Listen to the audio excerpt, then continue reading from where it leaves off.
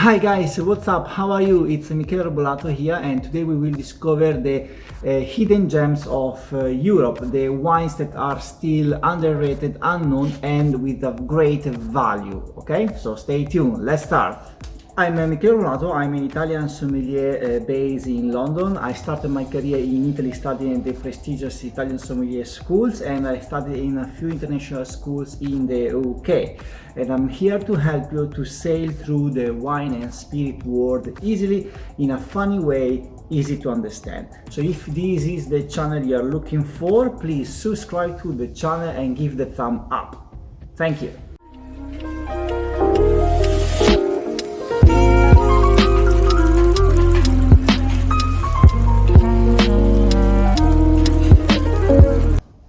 So the first wine I want to talk about is Assyrtiko. Assyrtiko comes from Greece, from the islands of Greece, specifically from Santorini. It is believed that it comes from, and it is absolutely outstanding, with a nice citrusiness, with a bit of grass, a bit of Mediterranean herbs in it, and minerality as well. So this wine is absolutely outstanding, perfect with seafood and also the famous Greek salad, and it comes really with a good value. You can really get these wines between 10 to 20 pounds. One of my favorite producers is Lyra Rakis from Crete, from the east part of the island, and he's a master wine that put his knowledge, I would say, at our service, and he makes this absolutely fantastic Assyrtiko. It is available also in the sweet version. Specifically, usually the best wines comes from Santorini, but also this producer from Crete really deserve your attention. So I hope you have the chance to try this fabulous Assyrtiko.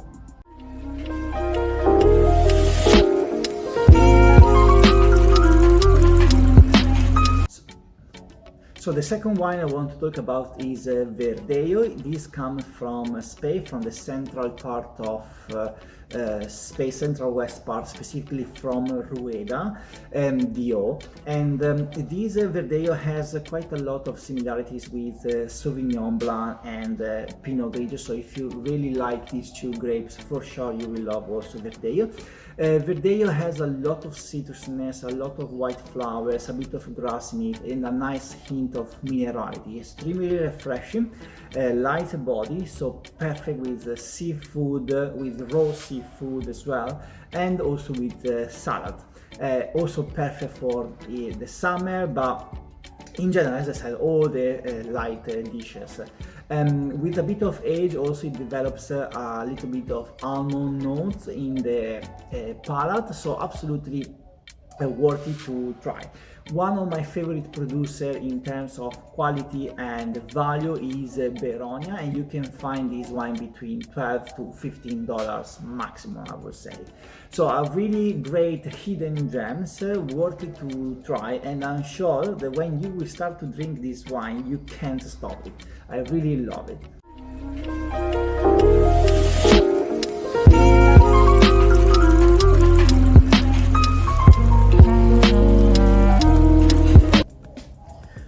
Okay, so the third wine I want to talk about comes from Portugal, from the south part of Portugal, and this time we have a red wine. It's a blend of Touriga Nacional, Alicante Bouschet, and Alxofilero, that is basically the Tempranillo version, call it in like this in Portugal. Alentejo was more famous for the cork production. There is the biggest, one of the biggest region in terms of cork production in the world, and this part of Portugal is very hot, with a bit of granitic soil and loamy soil, and gives this wine that has a live acidity, nice tannins, not too sharp, with the nice red fruits on it, and also red flowers. This wine goes very well with pork, lamb, and all these kind of meat, perfect also for a barbecue, for instance. And you can find this wine with absolutely great value, so between $15 to $20.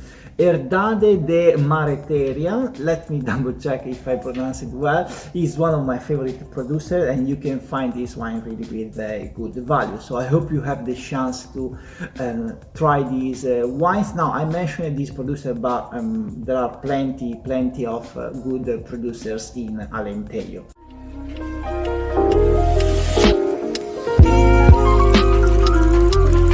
Okay, so the fourth wine I want to talk about is red as well. It comes again from Greece. The grape is Xinomavro with the X, and it is probably the one that has the greatest potentialities in the wine world panorama.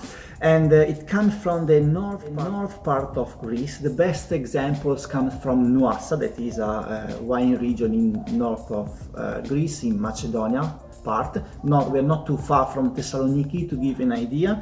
And the Xinomavro is also often compared to the Nebbiolo because it has a high acidity. Xinomavro means black acid in Greek.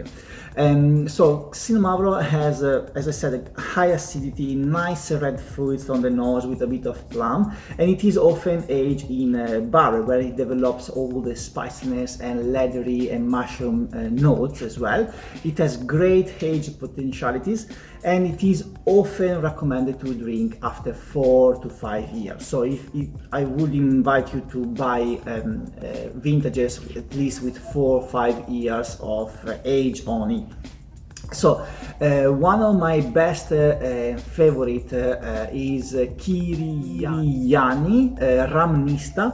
That is and it produces a very great example of Xinomavro, and you can get this wine between $25 to $30 maximum, exaggerating, but even less sometimes.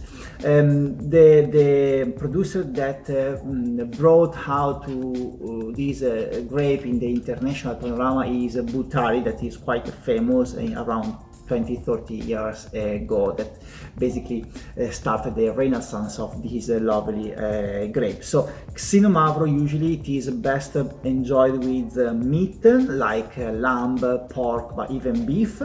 But due to the high acidity, sometimes it is produced also as a rosé wine and also as a sparkling wine. So a really versatile grape, and you absolutely have to try and compare maybe with the more famous Nebbiolo, Barbaresco, Barolo. I hope you enjoy it.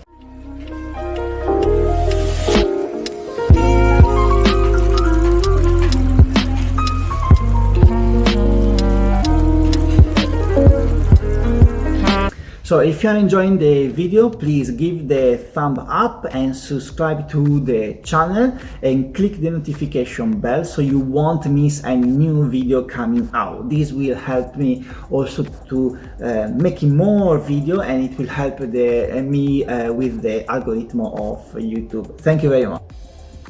So the fifth wine I want to talk about is a different one. It's a fortified wine. It was actually quite famous, I would say 40-50 years ago, but now it's starting to have a renaissance again, and it got lost on its path in the past. However, I'm talking about Marsala wine. This wine comes from Italy, specifically from Sicily, from the west part of this beautiful island, and it is a fortified wine aged with the same method as the sherry, so with the Solera method. You can get this wine in the white version, or also so-called golden or amber version, and also the red ruby one, but I will recommend you to go normally with the white version. It can be off dry and sweet. The grape used, as I said, are Inzolia, Catarratto and Grillo mainly, and it is absolutely fantastic, specifically with the cheeses. If you have it, the dry version. The sweet version goes very well with desserts, like for instance maybe a babba with marsala, or rich dessert in general, but again also with cheeses, maybe with some jam on the side. or honey as well. My favorite producer and absolutely outstanding producer is Marco de Bartoli. That's probably one of the most famous in the past 10-15 years, producer of this wine, and you can get this wine usually between $25 to $30, and I'm talking about his Vigne Vecchie specifically, that is the sweet version. Absolutely lovely with the dessert in general. So I hope you have the chance to try this wine that got a bit lost in the past 30 years, but now is starting to come out again with all its potentialities. And also, if you are looking to discover a bit more of the best hidden gems of Italy, here on the screen you can see the top underrated and still unknown Italian wines. You just need to click the link in here, okay? So today I'm really curious to know if you have tried this kind of wine and grapes, and what do you think about it? What did you experience? Did you find good quality, good value? So tell me please in the description below here under the video, and in the meantime that you are writing a comment, also give the thumb up to the video and subscribe to the channel. So I hope you enjoyed the video. I hope you have found useful information and content, and I'll see you in the next one. Ciao!